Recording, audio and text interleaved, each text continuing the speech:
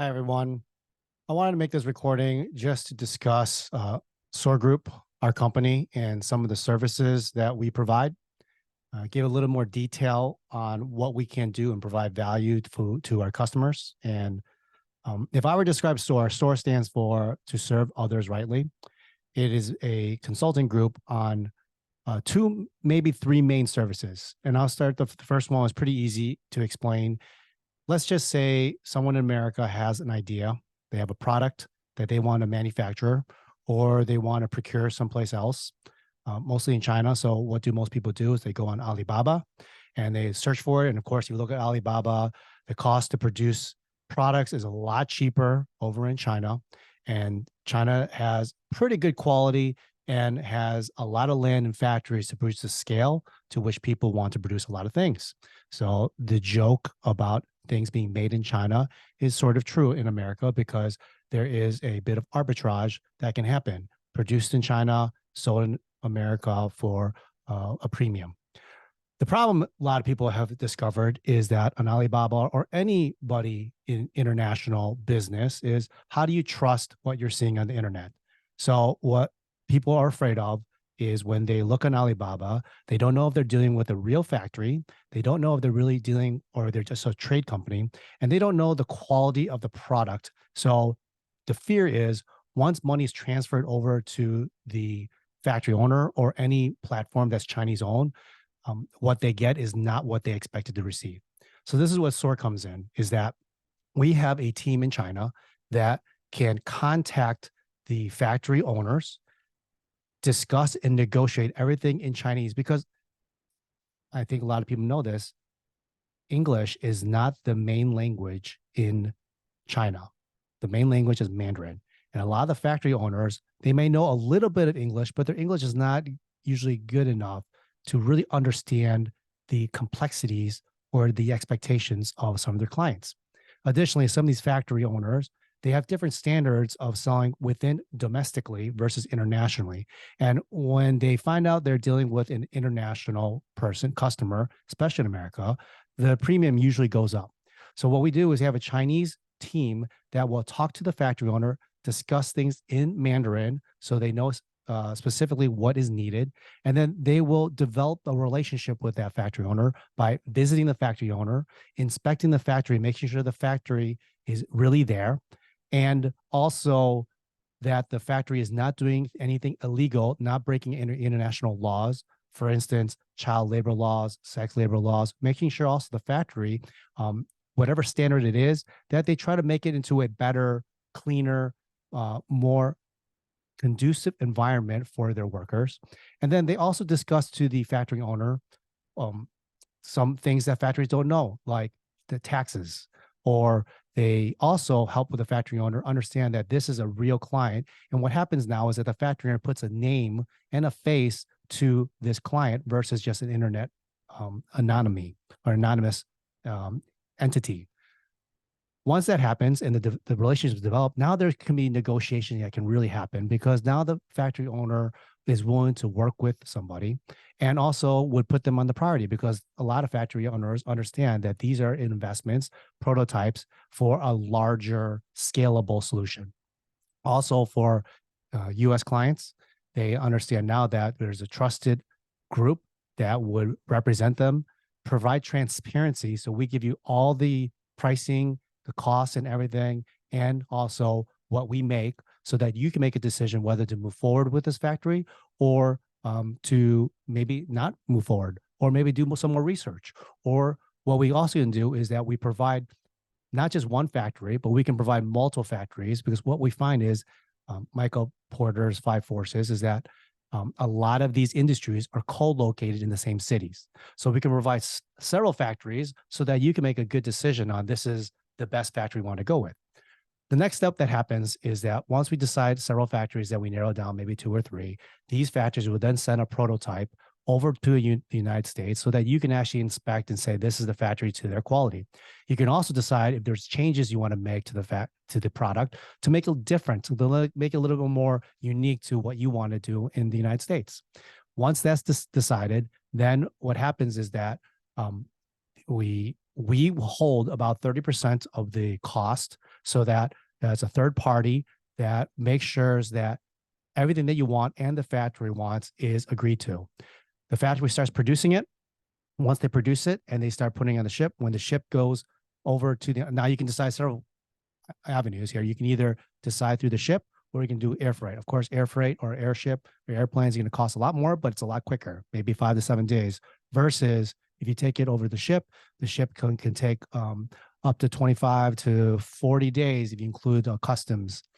And then what happens then is that once it's shipped over, before it's released to customs in the United States, 100% of the cost will have to be transferred over to us, which we will hold and transfer over to the factory owner. We can hold about 3% to ensure that the product is up to your standard. When you receive the standard, you decide that it is good enough and that it meets your expectations. We can release the remaining 3% back to the factory owner, or we can invest the 3% into the next order if you decide to move forward with that. So simply, that's basically what it is a quick way to procure. We totally remove all risk in working with the factories in China. And then also the people get exactly what they want at a cost so that you can then market and sell and develop the business to your expected clients.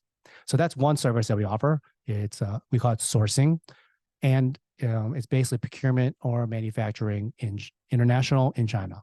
We also have relationships in Vietnam, in Singapore, Turkey. So if you're looking for other areas and regions, we can also help with that. Basically, de-risking and creating resilience, supply chain resilience for you, so you're not dependent on everything. We also have relationships in Taiwan as well. So that's one aspect. The second part is what I'm showing on the screen here is basically the TSOR Academy. And this is our passion, especially when we focus on the market in the United States. So we help U.S. find factories in China. We can also help international people. I'm part of a group called Pacific Tango Group, where we can find international Asian companies looking to come into the United States. So it's hard enough for a U.S. person, entrepreneur, to do a startup in the United States. Trying to be an international person with different culture, different languages, different understanding, and different strategies is even more difficult to come into a foreign land. So we can help you with that in terms of advising, consulting, and also provide resources for legal website development. But I think what's important here is that when we start expanding and managing people, especially Western people, salespeople, manufacturing people, is that there are certain principles that you have to understand in terms of relationship building versus just being transactional and just say, do this, and then I get this contract work. And this new age, especially the next generation, people are looking for companies that align with their values, and they want to work for them because they're looking for something greater than themselves, a purpose and larger. So, so real quick though, this is how we serve in terms of going into the factories, procurement. We can help with product design, prototype production, factory vetting, and supply chain logistics. So we can also help connect you with a logistics group. If you have your own, we can do the management for that. We also have one that we work with that can reduce some of the costs too because of the relationships we built there. So the question we asked ourselves was, how do you measure effective leadership? Like, leadership is a soft skill. How do you measure that? Most people say, oh, just it's product or revenue is profit, but that is just the effect of good leadership, or the effect. It's a trailing edge. So how do we get in front of this to know that, are you producing things? And it's kind of like working out. If you're taking statins or medicine, that is already almost too late to fix some of the health problems you have. How do you do preventative stuff to be sure that what you're doing, you don't even need medicine, but you're doing things that are healthy? And so one of the things we look at as a business performance coach is that we look at your business, because we all have operator experience, and we look at leadership, which is the competitive advantage we believe in making businesses grow and scale, especially when you start leading people. So how do you measure effective leadership? Gary Vee, he's a famous entrepreneur, serial entrepreneur, and the importance of soft skills and EQ. As you see here, he says, soft skills are actually the hard skills in business. And we find that's true, is that as you produce and move up in your career, technical skills is something that's required at maybe the first rate line. But as you become a supervisor and a manager, is that um, people are more reliant on your soft skills, your relational skills, less on your technical skills because you're managing many people. Uh, there's that famous example of your best salesperson usually gets promoted, but that doesn't mean they're going to be the best sales manager, because being a manager requires a different set of skills than sales. It helps that you understand sales too, because you understand what people are doing, going through. Another example I like to give is Michael Jordan, arguably one of the greatest basketball players that we've seen in the NBA, but as an owner coach, has been questionable, negligible. So that's a great example of, hey, your best people, when you promote them, that doesn't mean that they are the best managers. My coworker likes to say, our CEO likes to say, people are given keys to the car, but they never taught how to drive. So this is a famous article from Harvard Business Review, 1998. Daniel Goleman talks about what makes a leader. And this is what he says in the article. The most effective leaders are all alike in one crucial way.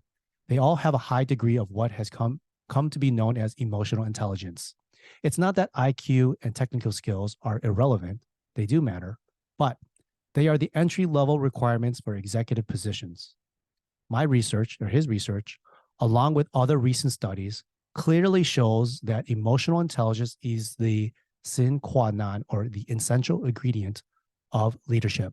Without it, a person can have the best training in the world, an incisive, analytical mind, and an endless supply of smart ideas, but he still won't make a great leader. So the question is, are leaders born, or is it something that can be learned? And I believe it's both. I mean, my own story is that my recommendation to college was, my coach basically said, James is not a natural leader. And he's right. I was not a natural leader. But through the military and through being a manager and also being a sort of an introvert, analytical, is I had to learn how to relate to people and how to use some of the psychological principles that I'm going to demonstrate here, what we demonstrate to our clients, so that we can at least prepare you to be the best leader and at least have tools in your toolkit to be able to lead well. So once you learn these principles, you'll see that you deal with people everywhere. It's not just in the workplace or the professional environment, but also in the family environment, in your nonprofits, or also in your community. Is that people are people, and there are certain things that people need that show, and skills to show that they're building a relationship. Some of the common statistics that we've seen in research is that less than 30% of employees are engaged at work. 91% of employees believe their boss lacks emotional intelligence. 70% of adults have left a job to get away from a bad manager. So Daniel Goleman, to parse out the important things of what makes a leader, he says, 5 components of emotional intelligence that allow individuals to recognize, connect, and learn from other people's mental states.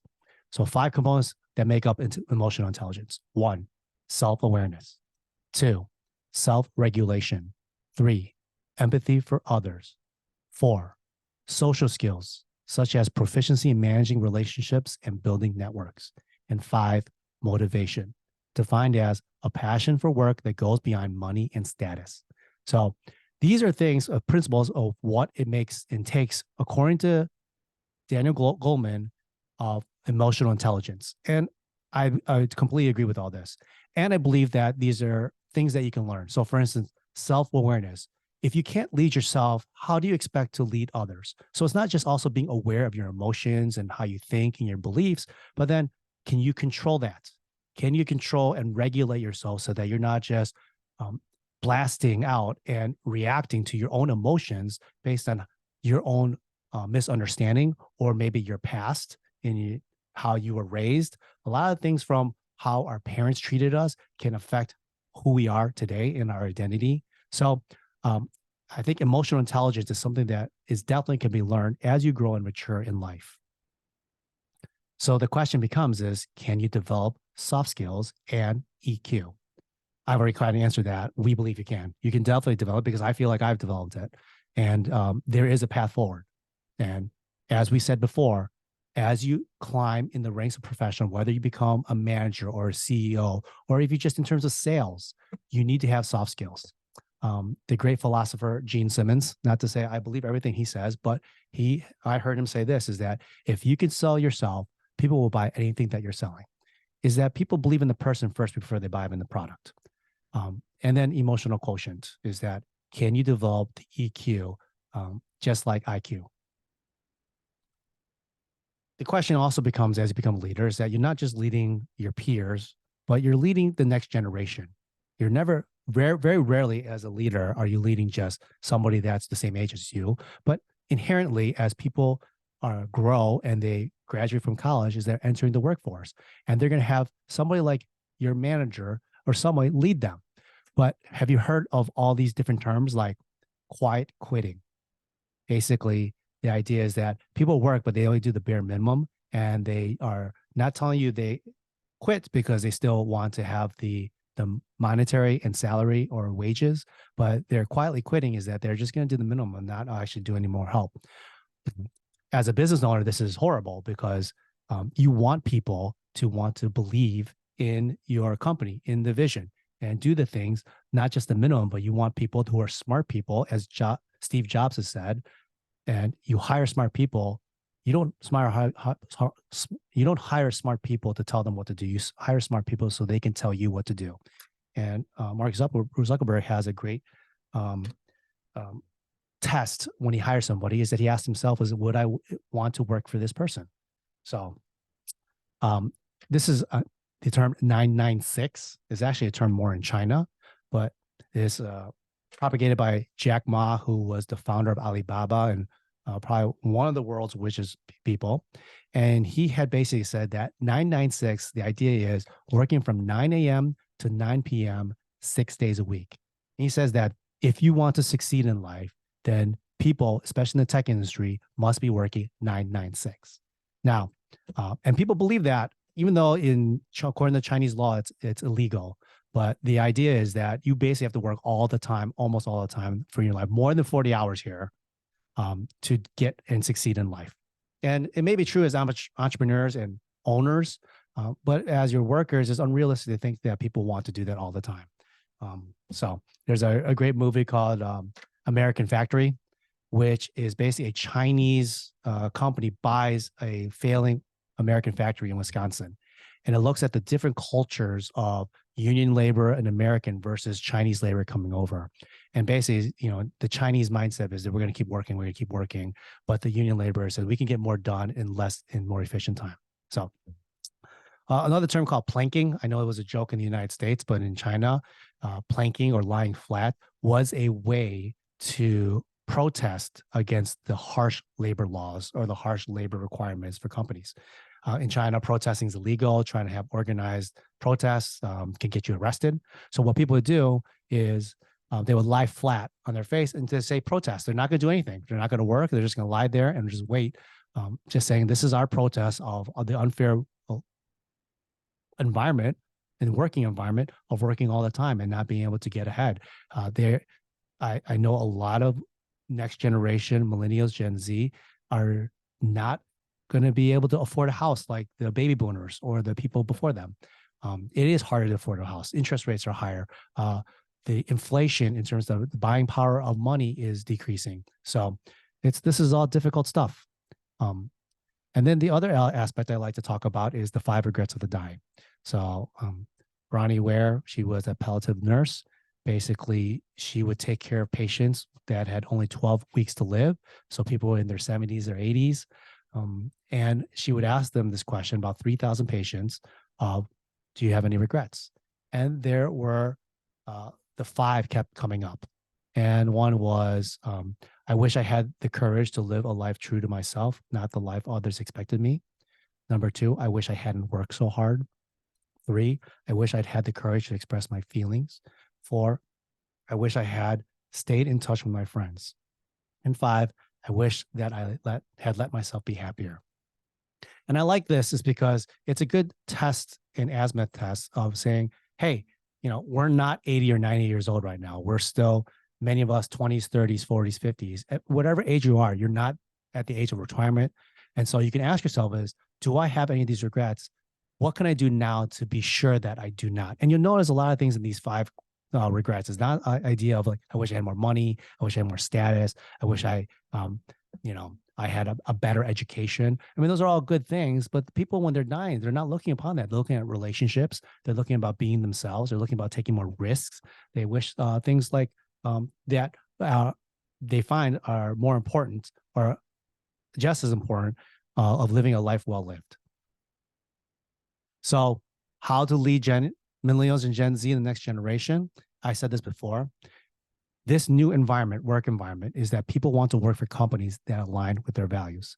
That's why you see a lot of companies talking about whether it's woke or climate change or diversity inclusion or the ESG stuff, environmental, societal, and governance. It's that people want to work companies that align with their values. And so it's important that companies define their values and their vision because people want to be part of that. I love this quote that I saw on the LinkedIn and the internet. People join because of great vision. People leave because of poor leadership. So there was a reason why somebody wanted to join the company. They must have saw the vision and then what the company represents is, yes, this is what I want to be a part of. But when people leave, it's not because the company was bad. It's because the company is made out of people. And managers basically treat people like footsteps.